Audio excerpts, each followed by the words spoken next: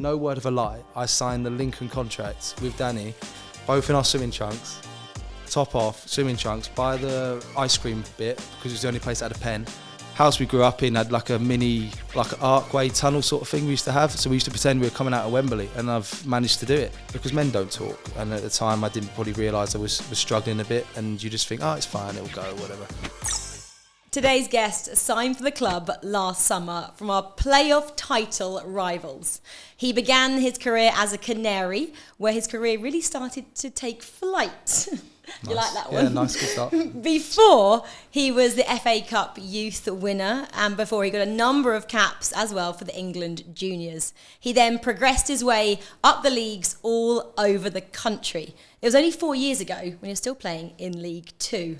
Fast forward to 2022, and he's a Premier League player. Please welcome to the official Nottingham Forest podcast on and off the pitch, Harry Toffolo. Thank you for having me. Oh, thanks for being here. I mean, I was thinking about where I start with you, and I'm actually going to start with Twitter. Okay. You've written it in Italian, your Italian heritage. Please tell us what it means. Party of Vinci.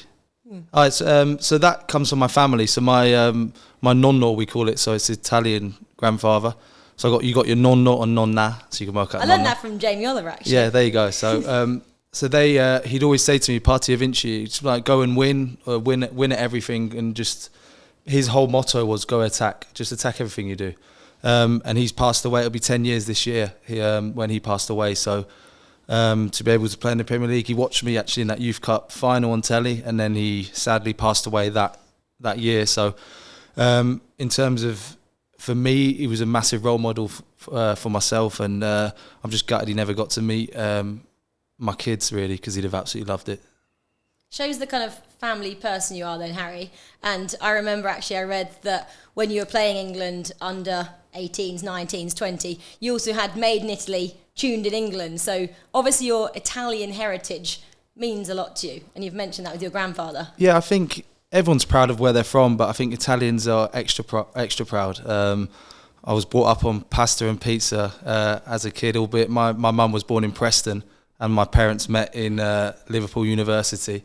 So my dad was born in Murano, Venice, and then he met a beautiful woman who turned out to be my mother in Liverpool University. Yeah, so it just shows you, and they've ended up having four boys to keep the Toffolo name going in England. And you mentioned that you grew up on a pasta then and pizza. What other Italian cultures did your dad's side of the family kind of instill, do you think, in the Toffolo household? I would go on record and say I make the best pasta sauce for tomato. Yeah, the best. That would be one for the media team. Actually, we've had this, haven't we? Right, Scarpa, he's got condensed milk and Oreos. It sounds horrendous. Yatesy has peanut butter curry. Okay. You've now got the best pasta sauce. I promise you now, if you tried my tomato sauce, you'd be like, wow. I think Taiwo was just chicken and rice. Of course it was. He was like chicken and rice. Five or six ingredients, and I'm not even going to tell you. No, I'm not telling you. You have to try it. It is. Can I guess? Go on. Well, onion and garlic. No, you've already lost it. I promise you. There's a secret here. It's top. I reckon we could pack it up and sell it, but we need to just let's just focus on football first. If you packed it up and sold it, what would the name be? Nonna's. It's her creation, so it'd be Nonna's. Nonna's tomato sauce. I'll have to give her some 10% or something, maybe. Well, we're talking to Michael Dawes last year on the podcast, and Michael Dawson, and he was telling us about his new kind of ventures outside of football, and yours is going to be creating tomato sauce. I think, didn't Ed Sheeran just make a hot chili sauce? I don't know what he's up to nowadays, did he? We've got past Ed Sheeran's doing chili sauce, Harry Toffolo's doing tomato sauce.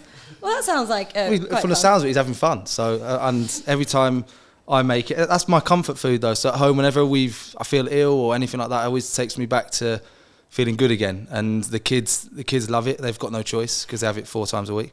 Your wife? I've taught her how to do it. She's really good.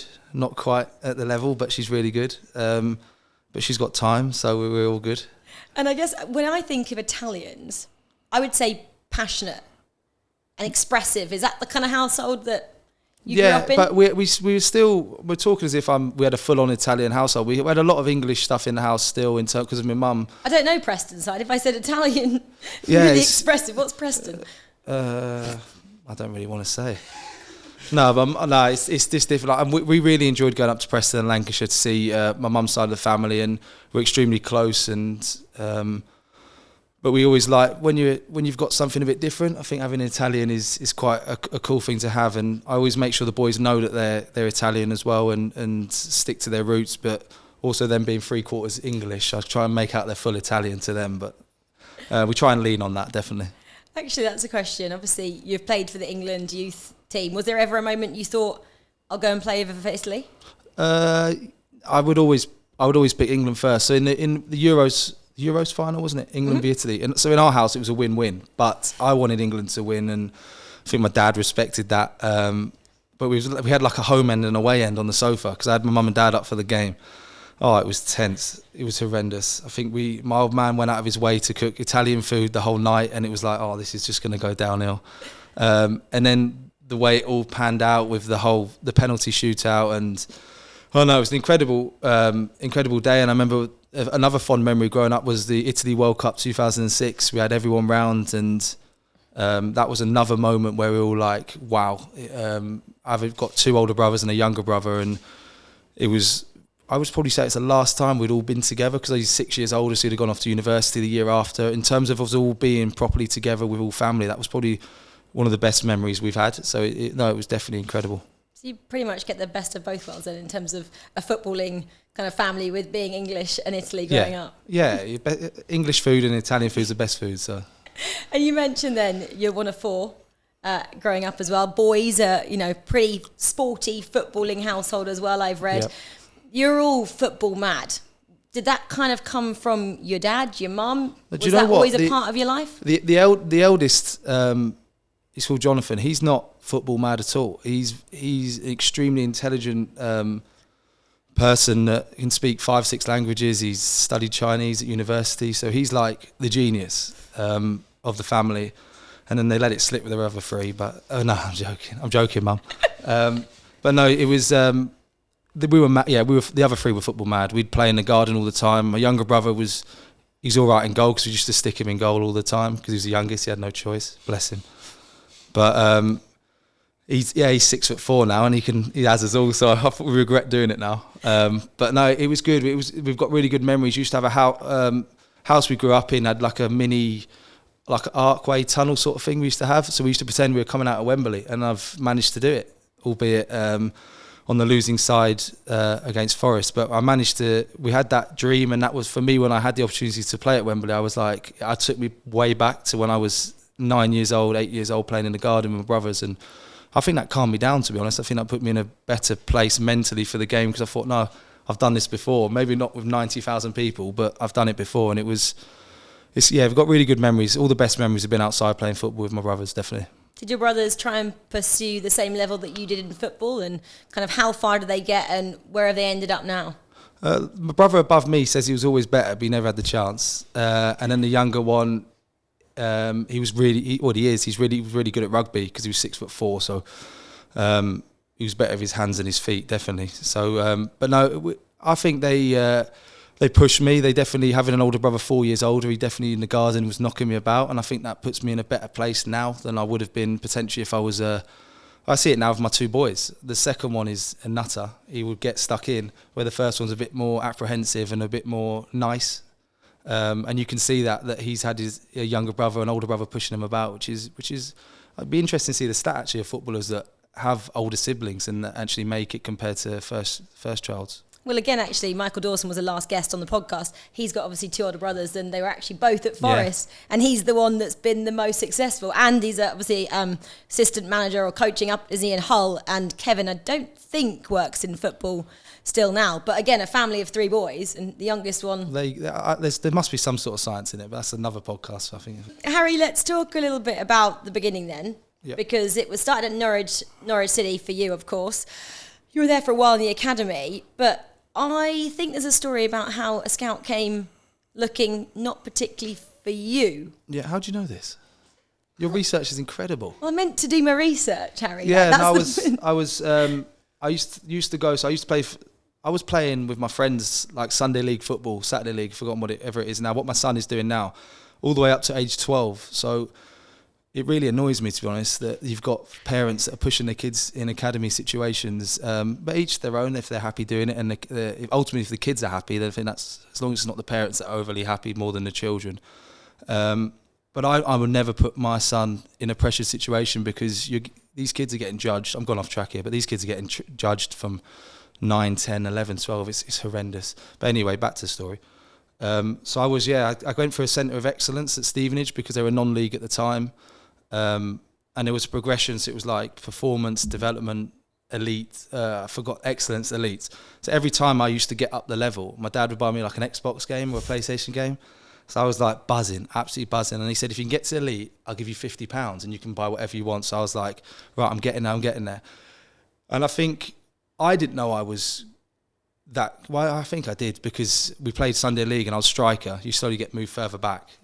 Being the only left footer in the team, I was then put left back. I think I scored like 50 goals in 20 games. And my mum and dad are going, something's not right here. Like, you shouldn't be scoring this many goals. So then they put me to Stevenage and I progressed through that. And Ronnie Lawson, a name that he still speaks to me now. He was my coach. And I was under 12s, and this was the under 13s. So I went playing in his games with all the older kids, a year older, and then a scout came called Paul Lowe, who ended up going to Liverpool after that as well. Turned up to the game, was like, I really like the centre back, and he's like, yeah, he's good, but you need to look at the left back. He's a year younger than everyone else. And he was like, all right, I'll bring him up within the centre back, and we'll see how he gets on. The centre back didn't sign, and I signed, and then the rest is history. I ended up being I need to get this right. My mum hammers me every time. 12 or 13, I think I was. I think 13 when I went to Norwich. We had a fantastic age group. Carlton Morris is playing in the Championship. You've got the Murphy brothers, Cam McGeehan, a few players that are playing, Reece Johnson playing in the leagues as well. And we had a really good year, and we knew we had a good year. We were winning a lot, and a lot of us were representing our country. And then when the Youth Cup came, we thought, this is our chance. We've got a big chance here to do something special. And after we won the first couple, we were like, okay, we're in a good place. And then we started to really, really knit together, which is something ultimately the most successful teams always seem to knit really well together. And we had an incredible time. I think the first team at the time was struggling a bit, and we were having to go on the pitch before the game and rile the fans up, because the fans were completely infatuated by the young players coming through, because they thought the future looked really bright. And rightly so, really, because we were filling the Carrow Road in the Youth Cup matches, which is just surreal. Wow. Yeah. But no, yeah, it was good. It was incredible. And at 17, and to think it's 10 years. I did an interview the other day. 10 years since we won the Youth Cup, and that's just flown by. And it was incredible. It was a really, really incredible time. A couple of questions there. Where are all the PlayStations now? You must have got a load of them. Oh, absolutely smashed it. PlayStation 2. I actually rebought the PlayStation 2 the other day. Did you? Yeah, because... old school that was. Yeah, I know. PS5 now? Yeah, it's Is it PS5? Yeah, it's PS5 now. Yeah. I bought it the other day because I love FIFA Street. So me and my eldest, because he loves FIFA, and I was like, that's not the real game. I'm like my dad now, going back to... Hang on, I'm a FIFA fan, so that is the real game, but there we go. Yeah, so FIFA Street. So we had that, and then Paddy Kenny in goal and all that type. And he was like, what is this? Because the graphics obviously are shocking compared to... But at the time, we thought that was like the best thing ever. So I'm there buzzing, playing this game. He's like, Dad, you're a loser, mate. What are you doing? He wants just to play FIFA and buy all the best players. Yeah, but then even on his FIFA game, he's got... my dad set him up with his... He plays for... I'm not going to say the team, but he plays for his local team. And he's got all of his mates on the team, and he's created all their faces, and he's given the stats, and he's like, oh no, put me in the Premier League. And my dad was like, no chance. You got to go in League 2 and you got to work your way up. Yeah, there you go. So he's in League 2 fuming that he's have to work his way up the league. I said, mate, sometimes you got to do that. But no, he loves it. He's proper infatuated in football, and I don't really get much time to play PlayStation now. I'm too busy, too many people running around the house. So. And I heard some of your boys actually come out and the tunnel as well when you're playing. I mean, it must be so nice. You've got 3 children now, that, especially the boys. I mean, I don't know, does she enjoy the game or not? Doesn't know as much about it yet? No, my daughter gets stuck in, yeah. She gets stuck in with the boys, because having 2 older brothers, she has to. Otherwise, she's just going to miss out on a lot of things. But it's like he did the mascot the other week for the Man City. He loves Haaland. Of course, not everyone Man City. He loves Haaland. Yeah. So I was on the bench that day, and then he said, I want to, I actually surprised him. I was like, do you want to go be a mascot on the weekend? And he cried when I first said, because he was going to be scared. He was like, everyone's going to be looking at me. I said, I love you, but they're not looking at you. I said, they're looking at the team. And then so he walked out with Brennan. He absolutely loved it. And we got a video of him walking down, shaking the player's hand. And then he looks away when he sees Haaland. And I was like, why did you look away? And he was like, I just wanted him to know that we're in a game. And I thought, wow, ruthless. Maybe that's what put him off in the game. You never know. Like always like that trash talking about, I can't look at you. We're rivals here. I was like, go on, son, love it. My dad's there on the bench. We're going to come and have you. I'm not looking at him. No chance. I was like, wow, go on then. But because I was trying to explain, like, these guys are like Man City, obviously, Arsenal at the minute. These guys are the top players in the world football. You can't turn this opportunity down. I now played in the Premier League, and I never went on the pitch once as like a mascot, so I never had that growing up. And I think to have that opportunity, we're extremely lucky, the profession we're in, where we can get our children into that. So he has to take that, because you never know when the next opportunity like that will come. Yeah, really special. And the fact that you've got the pictures and the video, I'm sure. Oh, it's unbelievable, yeah. It'll come back to haunt him, though, when he's like 20, be like, do you remember that time you were a mascot and you didn't look at Haaland in the eye? And he'll be like, oh, Dad, don't bring it up, whatever. Yeah. Unless Haaland skins him if he makes it as a footballer one day, and he'll go, that's why you don't look at me, but we'll see. That's a question I was going to ask. Obviously, he's football mad, your son. He's playing football at the weekends. But you kind of mentioned how you feel kind of, I guess, that academy setup is, that you're really pushing these kids at a young age. Did you feel that at a young age as well? No, I never. My mum and dad were new to this, so they.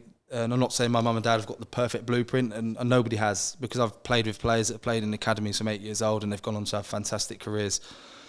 But my big pet hate is, and sometimes you lose. Sometimes these kids you lose, and under 8s, under 9s, but they lose. And sometimes you've got to learn to lose. But it's the ones when the parents start to have more enjoyment or more impact than the children, that's when the problem lies with me, because I think, do you want to be a professional footballer, or are you trying to live your dream through your son? So, and you see that, and I've played with players that are technically much better than me, physically much better than me, but you just can see it, and it's whether they're being influenced by outside, and you just think, and then they fall away from the game, and you think, how is he not playing anymore? But I like to think my parents give me a good background, a humble background to work hard, and that's something that, yes, I'm in the situation I'm in, but for my children, not just in football but in life, you have to have that, otherwise you can get yourself really caught up. Well, let's see how he gets on then. Watch your space. Possibly he might be at this academy in a couple of years. That would be pretty special. Yeah. Let's carry on about Norwich, because we kind of left that a little bit there. Neil Adams, you said, was kind of influential from 13 to kind of 19. And I don't think possibly every player has that. Kind of, there are a lot of people coming in and out all the time. What do you think that added to you and your game going forward, having one person that was really championing you? Neil is one of the best people in football. I had him as under 14s manager when I signed under 13s, 14s.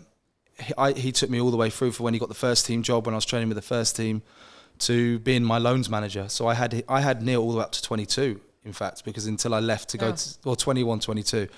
So he was a massive figure, and he got on really well with my mum and dad, which was important for me, because he showed a lot of respect to family. But no, he as a person, and I look at people as a person first. Like, someone could be not good at their job or can not whatever, but if you're a good person and I value you, then I'll work hard, and you bend the rules for certain people because you like them and they're good people. But I never had to do that, because he was just one of the great people that excelled at everything he did, and the position he's in now at Norwich, he thoroughly deserves to be there. And I hope one day to return to Norwich, in a sense, in some sort of capacity, because the time I had there was I had very fond memories. And then even my wife is Norfolk based, and all her family's there, and my son was born in Norwich. So we've got strong ties with Norfolk, and Neil Adams has played definitely a massive part in all of that. I mean, guess when you're younger there and you're looking for role models, you've left home pretty young, your parents still in Stevenage, they're up and down the A14 like regular to kind of come and see you. Do you look for maybe like that role model, that father figure, because you're not living at home from a young age? You've moved, you're in digs, you're maturing so quickly. Do you think Neil kind of filled that hole that you lack there, and some people don't get that. Yeah, definitely. Neil was everyone has to work their way to where they are now, but Neil used to be the minibus driver for us. He used to take us. He was more than that at the time. Obviously, he was the coach, but he'd do all our jobs, clean all the boots, clean all the balls, clean the cones, which I don't think happens now in football with younger players. I don't think they do all the boots. I remember once Norwich, I had Dave Watson, the goalkeeping coach, carnage. He was mad, and he was mad. So me and my mate Kyle we're in charge of the goalkeeper's balls, and we got in a bit late and we had breakfast a bit late and we thought, we've not done the balls. Oh no, we need to get them out now by 9:30. So we thought, we just pushed them and thought, they'll be all right. Nah, there was one flat one in the bottom of the bag. So we took them out, and I was like, so we thought nothing of it. Went back, and then we were training. All we got a shout was, "Who's done that?" And he shouted our names, and I was like, here we go.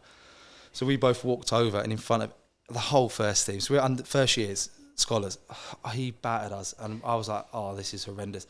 And then I think they all had a go. I might have been that one. Oh, they all had a go. We all lined up in the goal and just smacking balls at us. It was incredible. Well, it wasn't really incredible. It was horrendous. It was incredible for them, possibly. I bet they loved it, because if that happened now with me, I'd be buzzing, like, go on, lads, you're in. But no, and for the next 3 weeks, we're washing them with toothbrushes. We were panicking, thinking he's going to find any mud here. We were checking the ball. We did everything. And he was like, but then he taught us, don't cut corners. And I've never done that since, because you get, end of the day, you keep cutting corners, you're going to get found out. And he maybe did that as a lesson to me, and I'm probably grateful for him now. At the time, I didn't really appreciate it.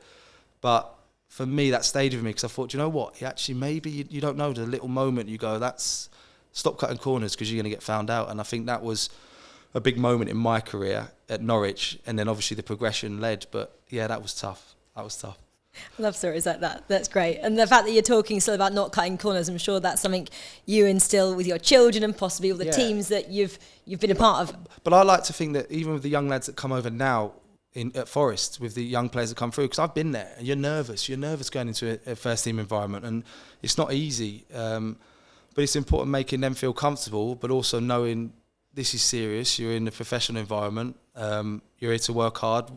They might dip in for 3 days, 2 days, go back to their games, play Development League. But we're playing Premier League, so you need to be at the level. And I think I've realised that if you're better with people, you're going to get more out of them. And even the younger players. And a lot of time when I went up, you necessarily didn't have that, because people have got life. Life is happening around other people as well, and they've got a lot of stuff going on. And I think sometimes putting your arm around a player, going, come on, you've got this. Just do your usual game. You must be doing something good to be here, so just keep doing that.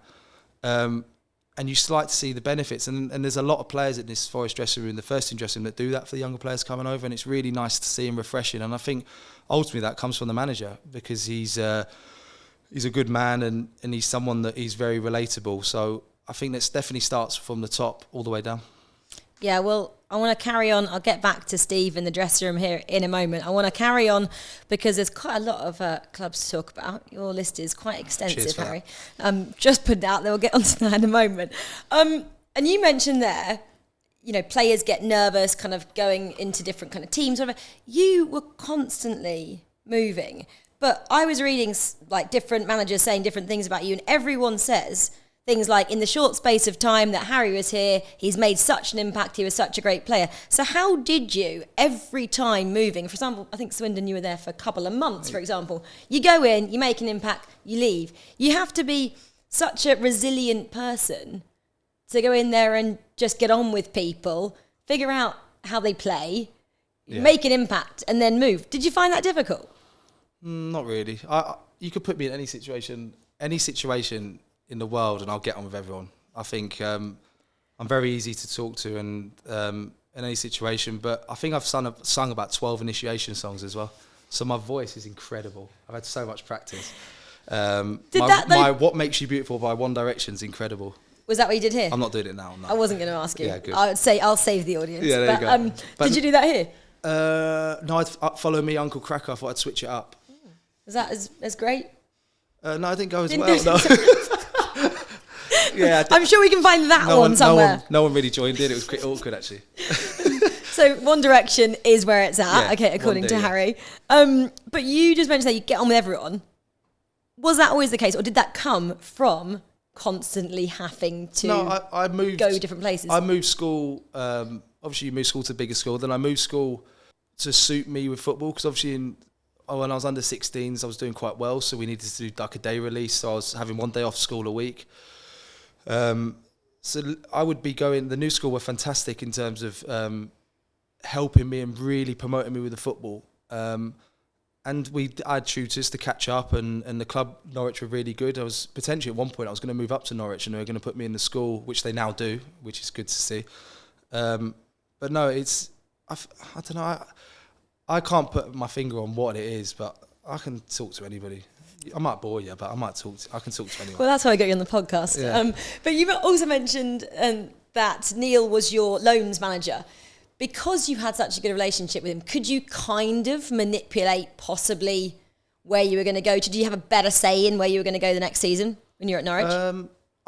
Because of the times have changed in terms of loans. You used to be able to go on loan for 1 month, 2 months, and you come back. Yeah, a couple of months. Now it's window to window. You're only allowed to play for 2 clubs in a year. So a lot of time at Norwich, what they do is, if you look at a lot of those Norwich players from my age, year above, probably a couple of years below as well. If you look at in terms of the clubs they've had, they've probably been at 2 clubs every year, because what they do is they send you out on loan, see how you get on. If you're doing well, they'll move you to somewhere better. And if you're not doing so well, they'll either keep you there, or they'll go, okay, we'll get somewhere you can get game time.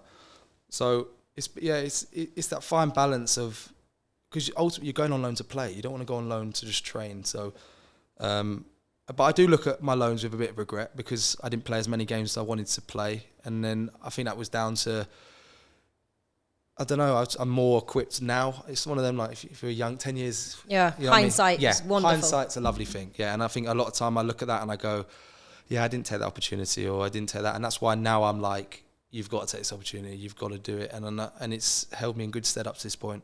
Was there possibly one particular loan spell you really thought that was a missed opportunity?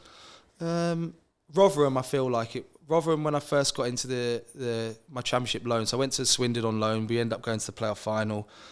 We lost in that, and then my next move was, right, you've top end of the League One, going to the championship. But I probably wasn't ready for the championship then, and probably a little bit naive, be openly honest with you. But going into the situation, and I felt from that move I learned the most about myself, because I was like, okay, there's things you've got to work on here. There's and that wasn't maybe technical ability, it was more the mental side. And I think it only until the last 5-6 years, the mental side in football's really been spoke about, and mental health outside of football, and how footballers, and even in normal life, it's been promoted a lot more, because it's needed.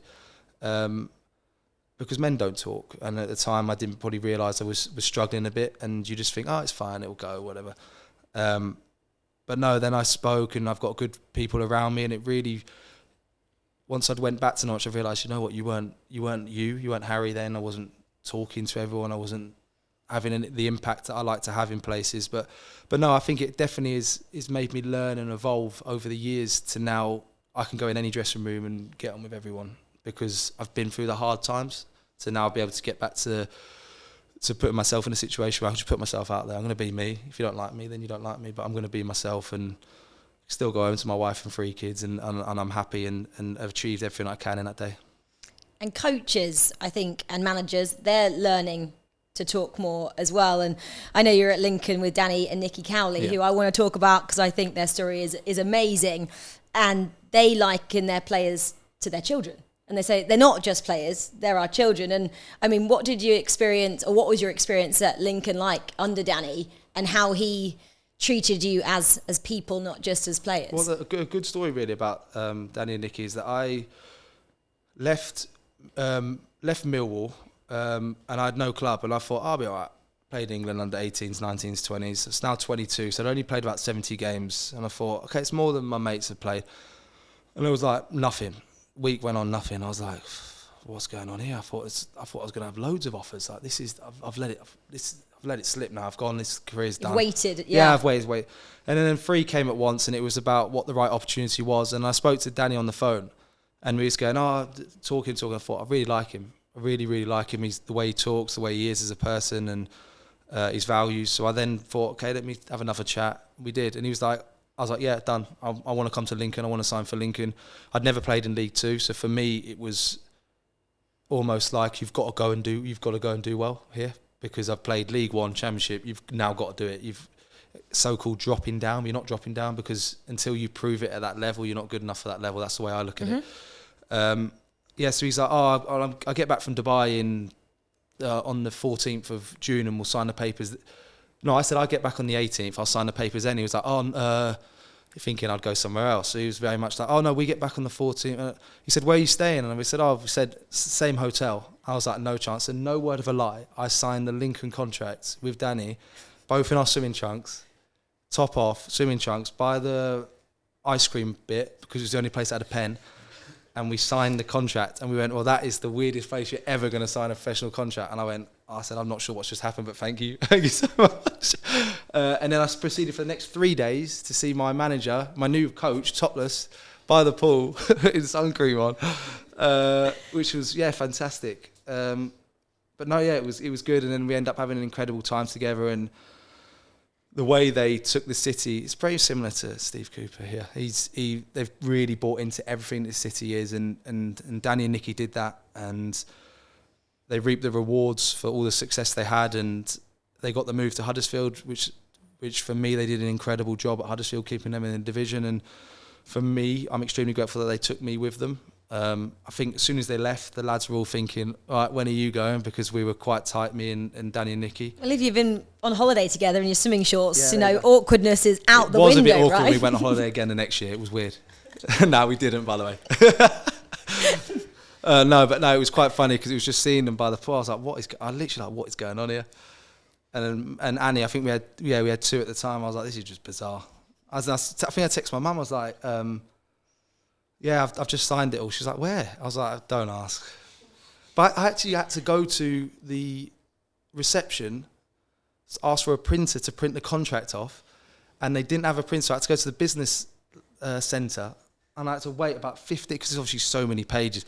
I had to wait like 10 minutes for this printer to come out. All this stuff, and I thought, I've got it now. Do you want to sign it? When you look back now, you laugh, but it was incredible, and I'm so glad I did it, because I love Lincoln. It's incredible. I went back with my son the other day to watch the game against MK Dons. He loved it. I texted the CEO, Liam Scully, who I get on really well with. Yeah, it's a fantastic club, and one that I'd love to go back to Lincoln, because this city is incredible and everyone's lovely. Carrying on, that Danny took you to Huddersfield. We've got to go there. That was like a big move, wasn't it? To a big championship side there, and kind of what they were trying to achieve. Obviously, you didn't last your entire duration, Danny. Or I'm talking about there. What kind of changes did you see in him that it brought around to kind of you and the team when he did go, coming from such a lower side? It was his big move as well, wasn't it? From being a PE teacher to then coming on as a working up the leagues, kind of similar story, we can say that, to being a championship manager.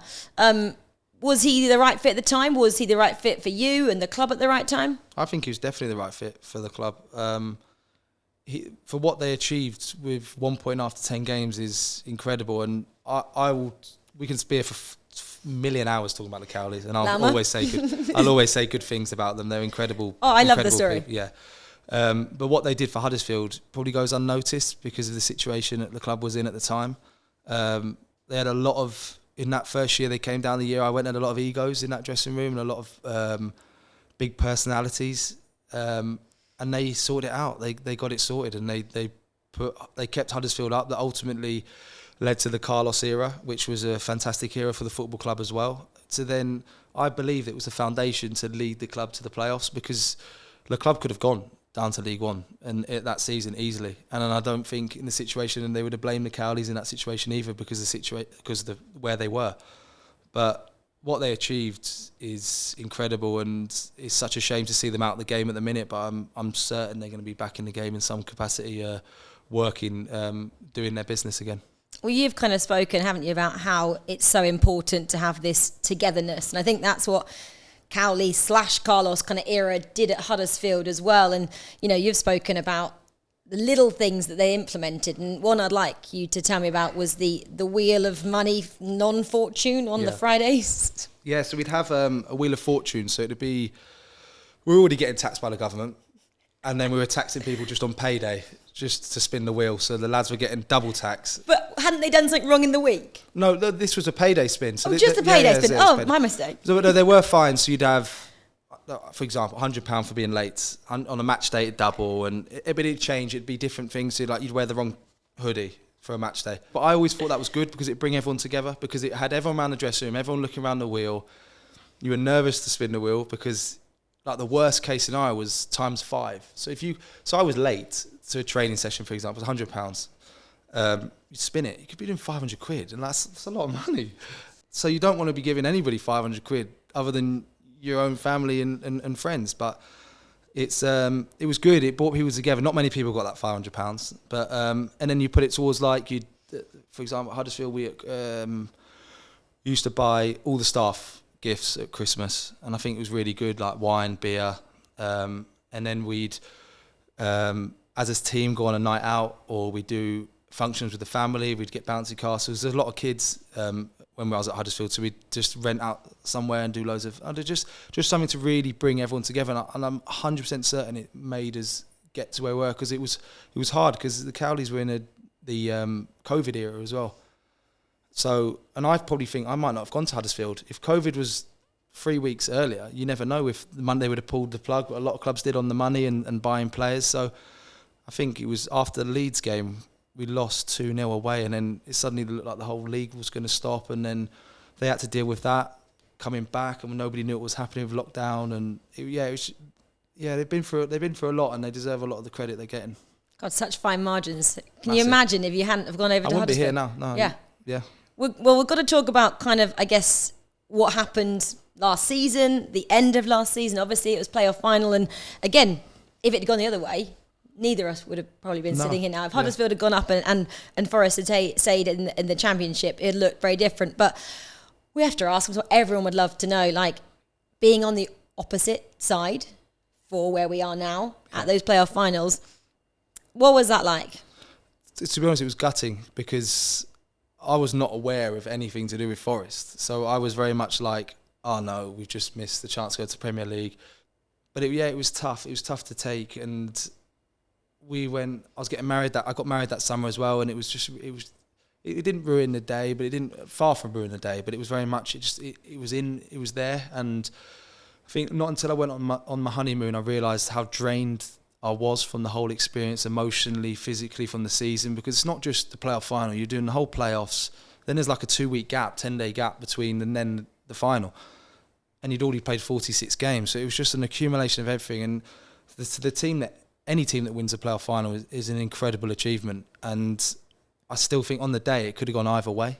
And you look back, and I'm glad that the Forest fans got to have an incredible day, and looking at them now in the situation's incredible. But I'm also gutted because I've got a lot of friends at the football club, but outside the football club as well, through my kids going to school as well, that have missed out on the opportunity to go back to the Premier League. So it's a bit bittersweet, and especially with me and Lewis now being here as well, makes it a little bit more complicated. But I'm now aware that I'm a Forest player, and I'll be forever grateful to Huddersfield for the time they gave me. And the people there are incredible, the fans are incredible, and in a sad and most bluntest way possible, the life moves on, and I've got to now focus on what I can do to keep this team in a division and move up the league.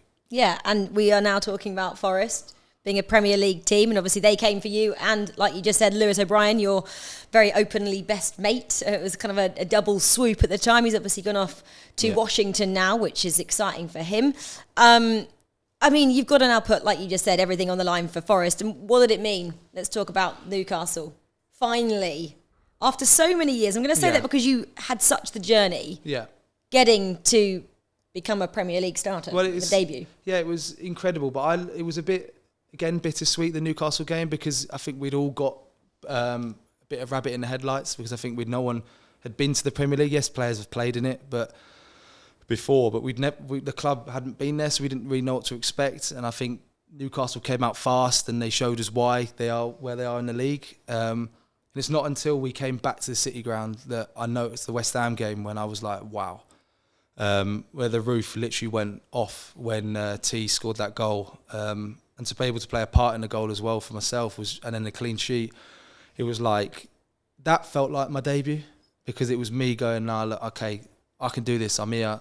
I'm gonna do it. Where obviously Newcastle was the debut, but you always like to win. You want to win football matches. But it's quite nice. We got a memorabilia thing from the Premier League of football, which was a nice touch.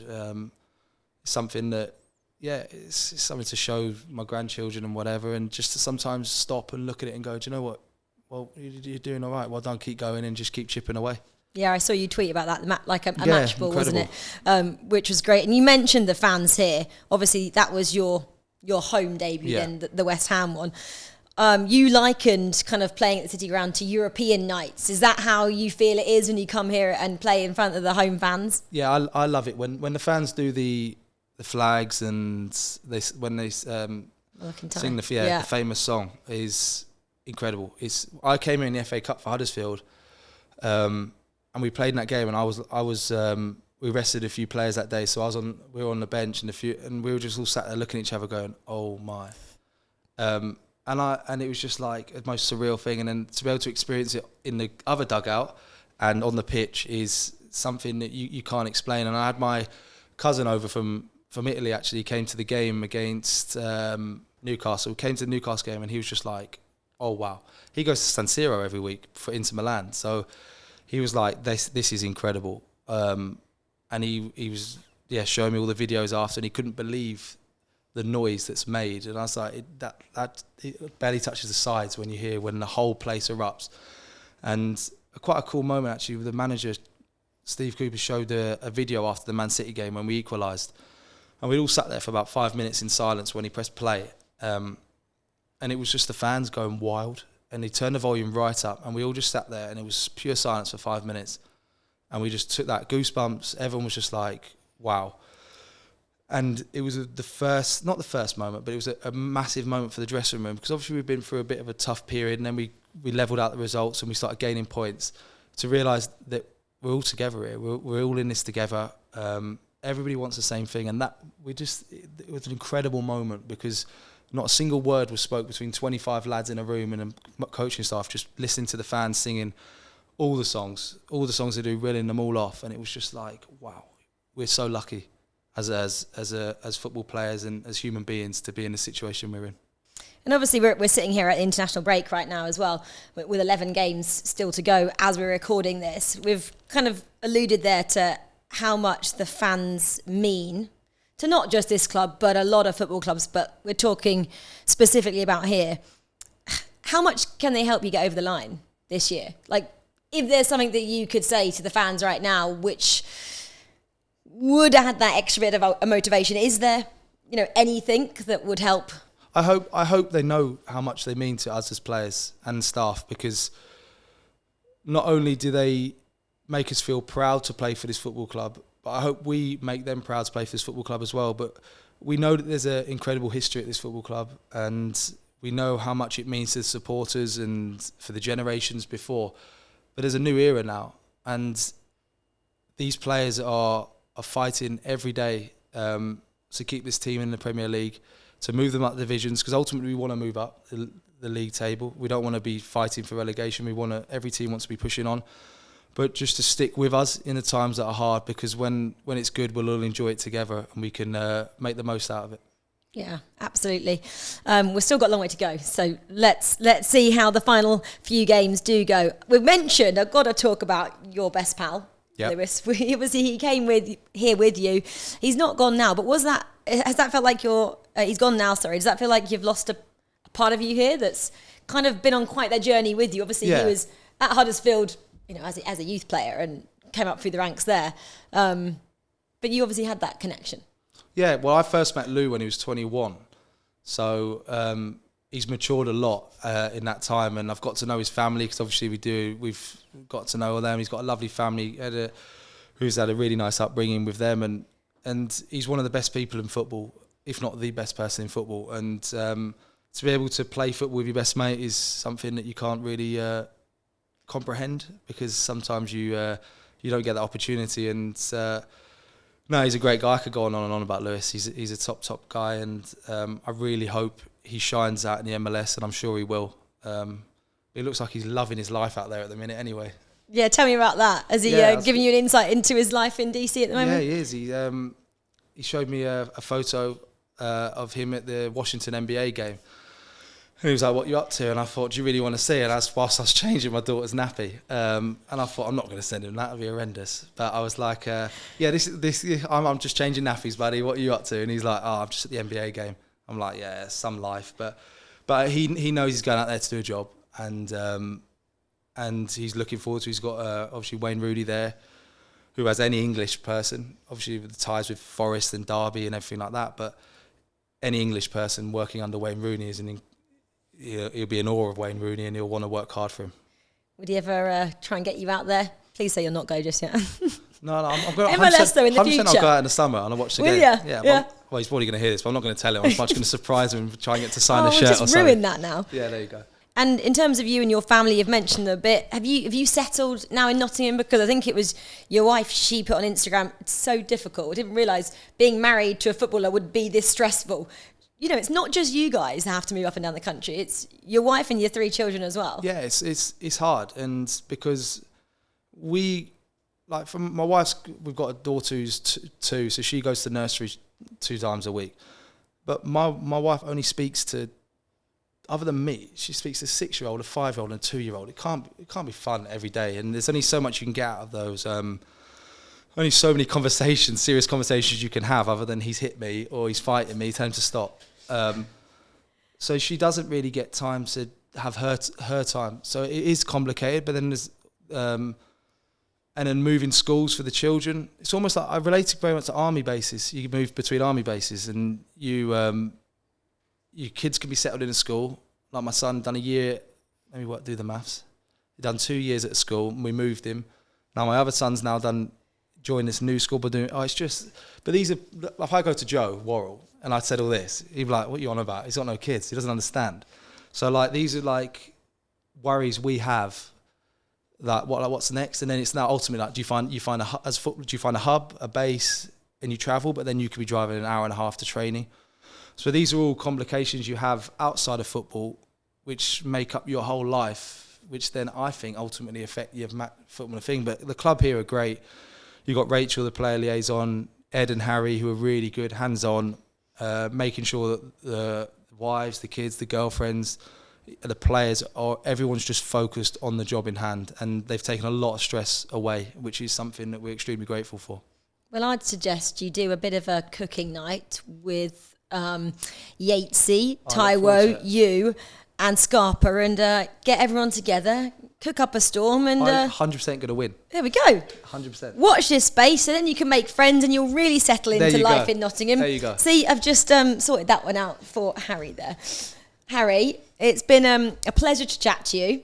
Thank you for your time, and thank you for the great stories. We do, though, have one final thing for you. So, Harry, welcome to the leaderboard. You can see the names currently at the top. Are you surprised by the name at the top of the board? No, not at all. No one is, actually. No. Yatesy there. Right, so these are questions about you-ish. Okay. They relate to you. Okay, so 5 questions and a bonus question. First question. You were born in Welwyn Garden City, which former England goalkeeper also shares the same birth town as you? David James. Yes, I told you that was an easy one, guys. Easy. 1 out of 1. I've seen him in Welwyn. You've seen him in Welwyn? Yeah, I have as well. He's out. There we go. Right, 2. You're openly best mates with Lewis O'Brien. What's his birthday? Oh. That'll be quick. 12th of May? Absolutely wrong. 14th of October. Sorry, Lou, mate. Why he never says thank you when I send it on the 12th of May? You might remember it this year. He thinks I'm really weird. 1 out of 2. 3. Your dad's side of the family are Italian. What is the Italian word for football? Calcio. Say it a bit louder. Calcio. Say it in Italian. Calcio. Don mio. It's basically what you've just done. I wanted it from you. No, not getting it. Okay, right. 4. You won the FA Youth Cup. Yeah. Obviously beating Chelsea. Which Chelsea player still plays at the club? Oh. Oh, you're about to say it. I thought you were about to say it. Ruben Loftus-Cheek. Correct. Yes. Oh, 3 out of 4. Question 5. You have played for a number of teams in your career. We've already said this. How many have you played for, and can you name them all in order? Okay. Norwich first, yeah? Played for or been at? Oh, been at, that are listed on your soccer base. Okay, just to clarify that, okay? 10, okay? Yeah, all right. Oh, sorry, I just gave you the answer to one of the questions there. It's been a long day, guys. It's been a long day. So Norwich. Order, yeah. Swindon. Rotherham. Peterborough. Scunthorpe. Doncaster. Millwall. Lincoln. Huddersfield. Forest. Whoa! No word of a lie. That was good. My son the other day asked me what teams I'd played for, and we went on Wikipedia and we went through it, so I'm buzzing. I'm so happy with that question. Well, I did soccer based. I went one ahead of you. Okay, so 4 out of 5 on the regular questions. Yep. You have one more bonus question, and this one is coming in the form of a sound. So we've got a player to say a line. We've slightly changed the voice, and you have to decide who this player is. Play the player. In world football? Or no, in here? Forest. Okay. Forest. My birthday is on Christmas evening. Did you hear what it said? Yeah. What? Repeat what he said. My birthday is on Christmas evening. It's either Scarpa or Renan. Can I listen to it again? My birthday is on Christmas evening. Oh no, he's French. You can have it again. Go on. My birthday is on Christmas evening. No chance. Absolutely Can't get that one? no. Just name a player. Renan Lodi. No. Serge Aurier. Oh, I knew he was French. I knew he was French. 4 out of 6. Harry, that wasn't too bad. You want to Yeah, of course. write number 4 next to your name and then adjust in the leaderboard table. So you need to move Scarpa down. A lucky Scarpini up. I mean, he made up his game as he went along. We'll go alphabetical order. You could go up if you want. A lucky mate. Cheers, pal. There we go. Well, 4 out of 6. Harry, not too bad either on the leaderboard. Not too difficult. Thank you very much. No, thank you. Again, thank you so much for coming on the official Nottingham Forest podcast, On and Off the Pitch. Remember, guys, to subscribe and put the notifications on YouTube, and then subscribe wherever you listen to all your podcasts. Thank you very much for listening and watching. We'll see you next time.